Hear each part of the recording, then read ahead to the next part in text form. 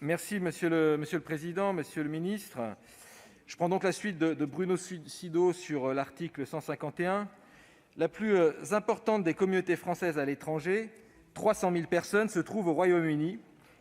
Et à la veille du Brexit, leur situation mérite que l'on s'y attarde. Nous prolongeons ainsi la veille constructive qu'exerce le groupe de suivi de la nouvelle relation euro-britannique du Sénat, initiative commune à notre commission et à celle des affaires européennes. En vertu de l'accord de retrait d'octobre 2019, tout citoyen français arrivé au Royaume-Uni avant le 31 décembre 2020 et voulant y rester doit demander un statut de résident, le Pre-Settled Status, pour une durée de résidence inférieure à 5 ans, Settled Status au-delà. Cela avant le 30 juin 2021, sans quoi sa résidence sera illégale. La moitié des Français concernés auraient déjà formulé leur demande, sachant que la procédure, gratuite, dématérialisée et généralement rapide, est ouverte depuis le 30 mars 2019. Hélas, cette procédure entièrement numérisée, impliquant le scannage du passeport et du visage, voire le téléchargement de pièces justificatives, n'est pas accessible à tous. Une demande en format papier reste possible, mais c'est au prix d'un détour procédural plutôt alambiqué. La principale inquiétude concerne les personnes vulnérables, âgées, isolées ou précaires, ainsi que les enfants placés en famille d'accueil. Heureusement, le consulat s'emploie très activement à les identifier.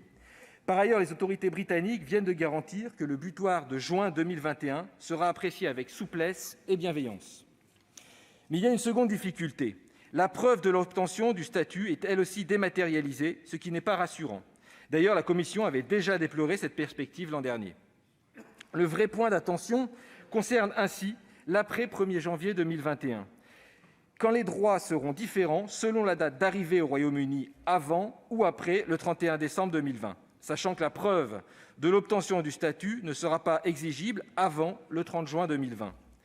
Certes, en cas de difficulté, l'Independent Monitoring Authority, instance de suivi de l'application des dispositions relatives aux droits des citoyens européens à partir de 2021, pourra faciliter les échanges avec les représentations diplomatiques et consulaires.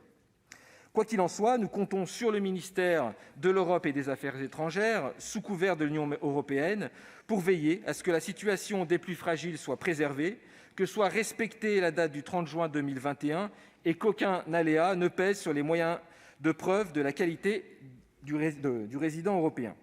La Commission a donc donné un avis favorable à l'adoption des crédits du programme français de l'étranger et action consulaire.